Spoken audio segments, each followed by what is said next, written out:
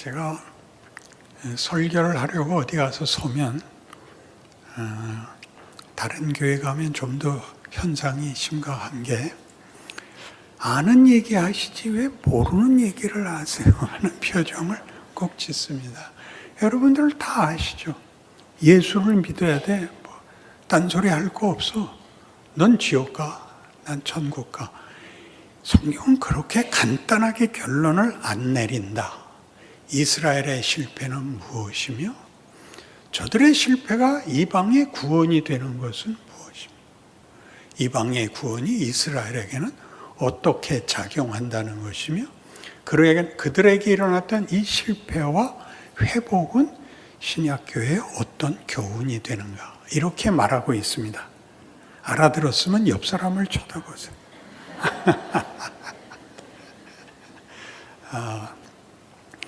우리가 은혜를 받으면 실존적 신앙관에서 출발한다, 이런 말을 했죠. 하나님이 자신을 우리에게 알게 하십니다. 내가 누군지를 알게 하고 우리의 운명을 하나님이 붙잡고 계시고 그가 나를 사랑하시며 나의 믿음을 영원히 지키신다를 우리가 알게 됩니다. 그런데 그게 전부가 아니라는 것을 성경을 보고 이스라엘은 왜 이랬어? 이 긴 역사 동안 하나님이 큰 일을 하셨는데 왜 저들은 멸망했어? 라는 성경을 읽게 되는 것입니다. 그리고 신약시대에 예수까지 오셨다 하는 것으로 우리는 이스라엘 역사가 실패로 끝나고, 그래서 그것을 더 가게 하려고 예수가 오셨다, 이렇게 믿는 바람에 구약 성경은 우리에게 별 가치가 없는 도덕적 판단에 불과하게 되어 있는데, 예수의 오심이나 이방에 준 구원은 이스라엘을 시기하게 하고 노하게 하려고 자극시키려고 했다라는 것은 우리를 놀래키고 있습니다. 하나님이 이스라엘에 대해서는 무엇을 화를 내셨느냐? 나중에 집에 가셔서 이사야 66장 1절에서 4절까지를 보시면 하나님이 이렇게 꾸짖습니다. 야, 너희들이 성전을 지은 게 무슨 자랑이냐? 내가 하나님인데 내가 거할 것이 없단 말이냐? 온 우주가 다 내 집 아니냐? 너희가 나한테 뭘 정성을 바친다고 소도 잡고 양도 잡고 그러는데 너희들이 이런 정성을 주 앞에 바쳤으니 내게 복을 주십시오, 이렇게 나를 구스르고 있냐? 야, 내가 너희에게 목적을 가지고 있고 내가 너희를 만들어서 내용과 운명을 가지고 있는데 너희는 그건 한 번도 안 묻고 아양돌로 오고 너희 필요한 거 얻으려고 나에게 와서 아첨던 것 이상 한 게 뭐 있냐? 언제 우리가 그랬어요? 너희가 우상을 왜 만들었나를 봐라. 거꾸로 우리는 이렇게 묻죠. 왜 이스라엘 백성 우상을 만들었을까? 하나님이 계신데. 하나님이 거꾸로 얘기하는 거예요. 우상은 왜 만들었냐? 너희가 원하는 걸 내가 안 해줘서 너희가 만들지 않았냐? 내가 왜 안 만들어, 너희의 소원을 안 들어줬냐? 너희는 내 뜻과 다른 걸 자꾸 해달래졌냐? 형통하게 해주세요. 병 안 걸리게 해주세요. 뭘 더 바라겠어요? 우리 자식들 편안히 크게 해주세요. 그리고 건강하게 살다가 어느 날 갑자기 확 죽게 해주세요. 그 눈을 깨면 천국이게 해주세요. 야, 이 나쁜 놈들아, 넌 날 뭘로 아느냐? 난 너희 아버지야. 너희는 내 백성이야. 내가 어찌 너희를 그냥 얼렁뚱땅 해갖고 죽으면 천국 가는 걸로 너희 인생을, 너희의 실존을, 너희의 정체성을 아무것도 아닌 것으로 때우잔 말이냐? 날 뭘로 아느냐?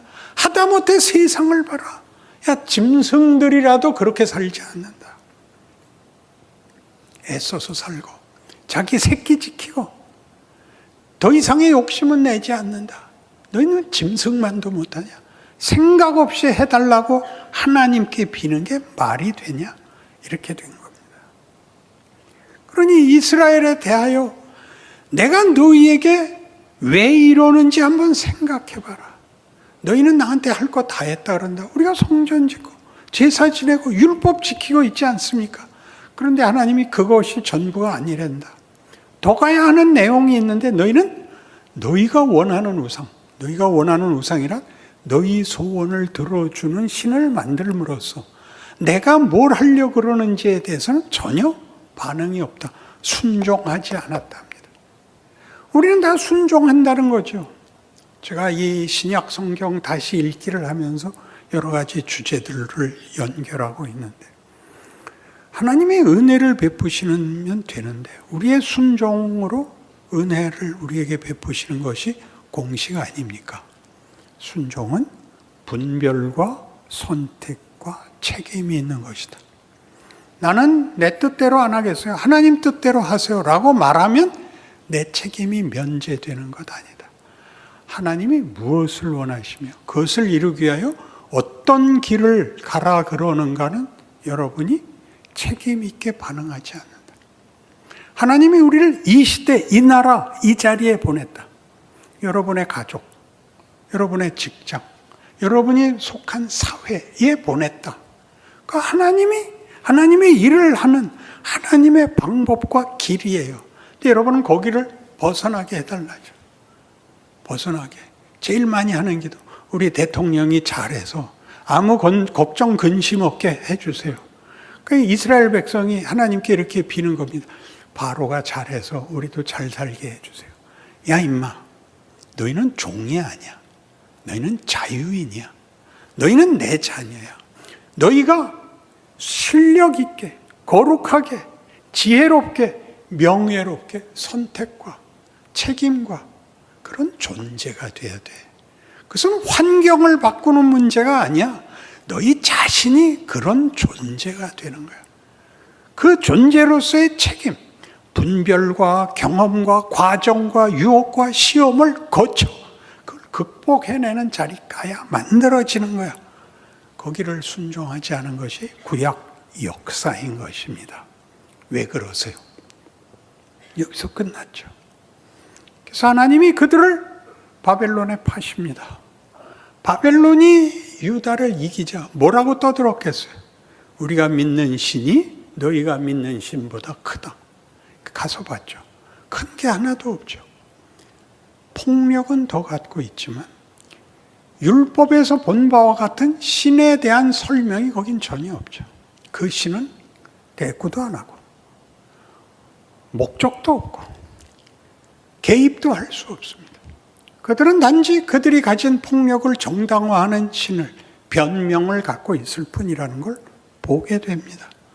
포로는 다만 형벌이 아니고 이스라엘 백성에게서는 중요한 경험이 됩니다.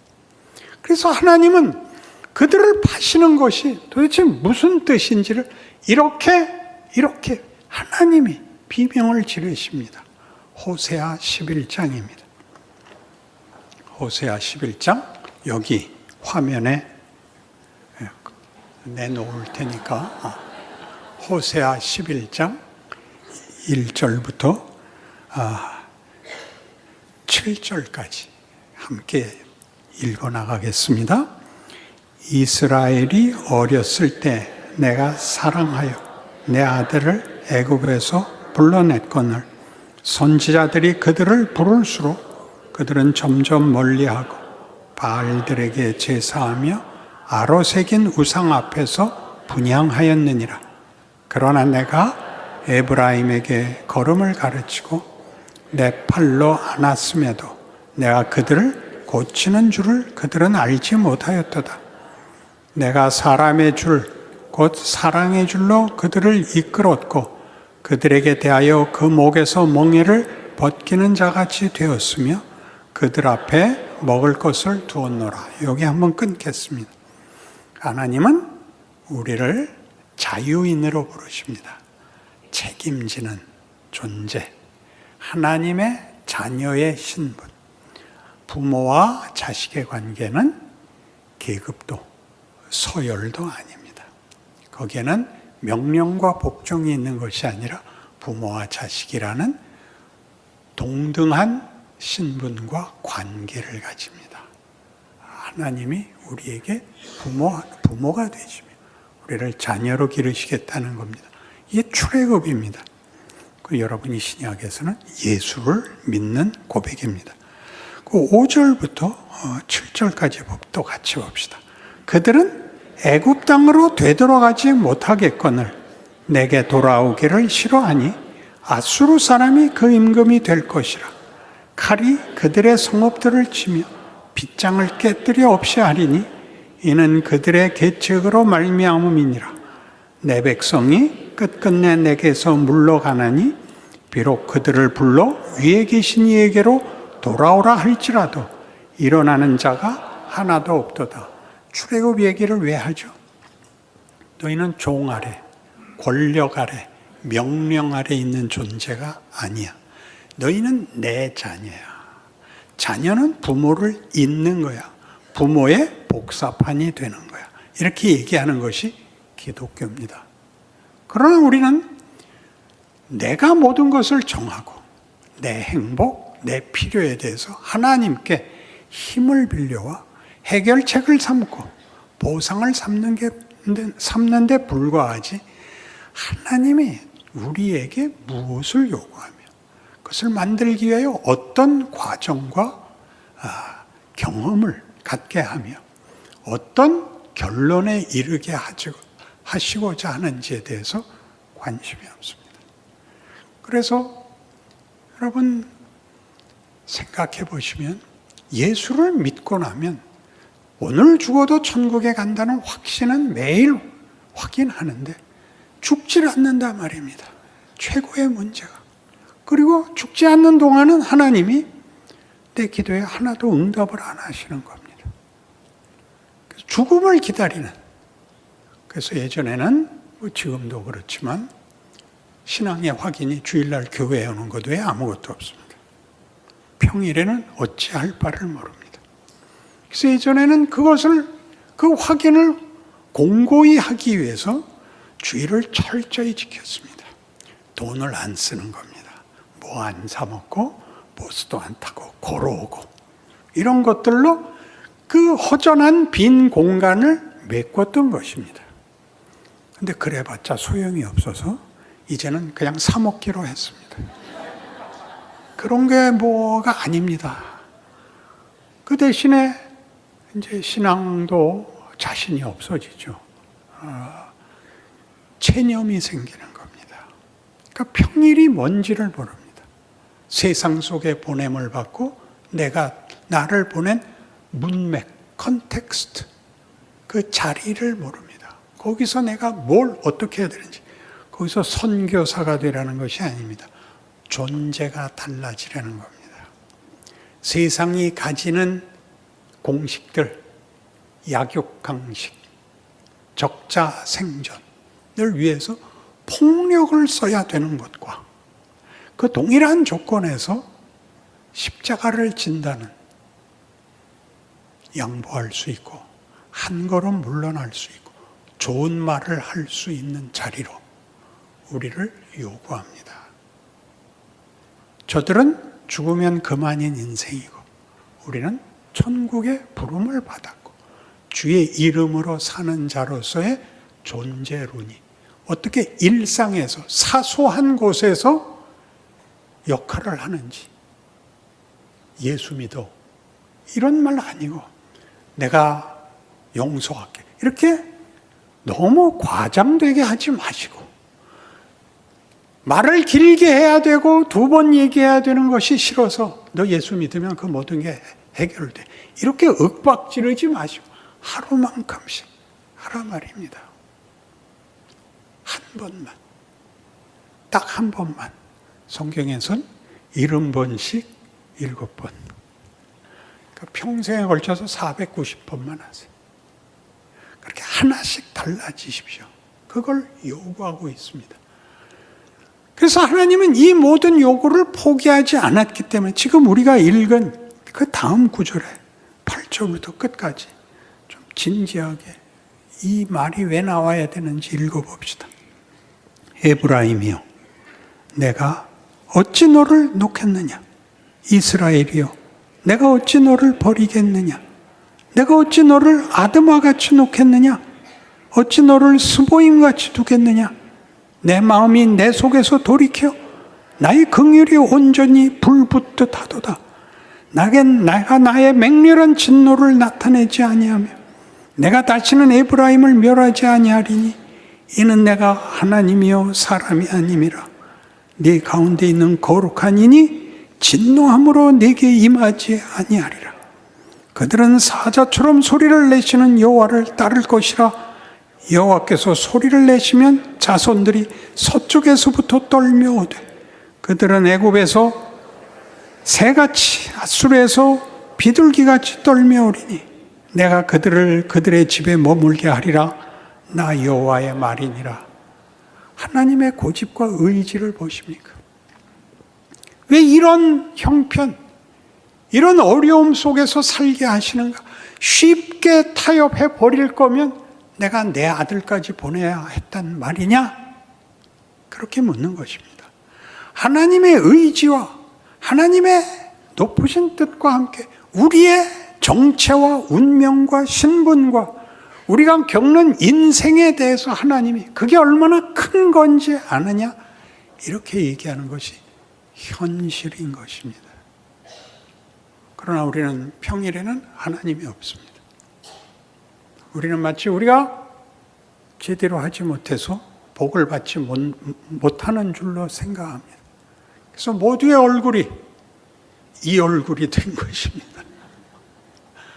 웃을 수 없죠. 실력이 안 되니까 시험 한번 잘 봤다고 해서 웃을 수 없는 인생인 것 우리가 압니다.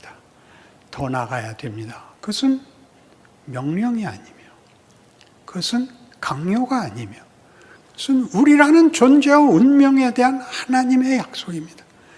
너희는 내 이름으로 부름을 받고 있다. 그러니 너희 인생에 대해서 겁내지 마라. 이사야 43장입니다. 다시 한번 화면으로 보시고 따라 읽어보십시다. 1절에서 7절까지입니다. 야곱아, 너를 창조하신 여호와께서 지금 말씀하시느니라. 이스라엘아, 너를 지으시니가 말씀하시느니라. 너는 두려워하지 말라. 내가 너를 구속하였고 내가 너를 지명하여 불렀나니 너는 내 것이라. 네가 물 가운데로 지날 때 내가 너와 함께 할 것이라. 강을 건널 때 물이 너를 침몰하지 못할 것이며 네가 불 가운데로 지날 때 타지도 아니할 것이요 불꽃이 너를 사르지도 못하리니 대저 나는 여호와 네 하나님이요 이스라엘의 거룩한 이요 네 구원자임이라. 내가 애굽을 너의 속량물로 구스와 스바를 너를 대신하여 주었노라. 내가 내 눈에 보배롭고 존귀하며 내가 너를 사랑하였은즉 내가 네 대신 사람들을 내어주며 백성들이 네 생명을 대신하리니 두려워하지 말라. 내가 너와 함께하여 네 자손을 동쪽에서부터 오게 하며 서쪽에서부터 너를 모을 것이며 내가 북쪽에게 이르기를 내놓으라. 남쪽에게 이르기를 가두어 두지 말라. 내 아들들을 먼 곳에서 이끌며 내 딸들을 땅 끝에서 오게 하며 내 이름으로 불려지는 모든 자 곧 내가 내 영광을 위하여 창조한 자를 오게 하라. 그를 내가 지었고 그를 내가 만들었느니라. 여러분입니다. 미국도 여러분을 위하여 세웠고 러시아도 여러분을 위하여 세웠고 히틀러도 여러분을 위하여 세웠고 어떤 뛰어난 자도 여러분에게 조욕입니다. 여러분 각자가 주인공입니다. 역사며 여러분 각각의 인생이며 현실이며 조건입니다.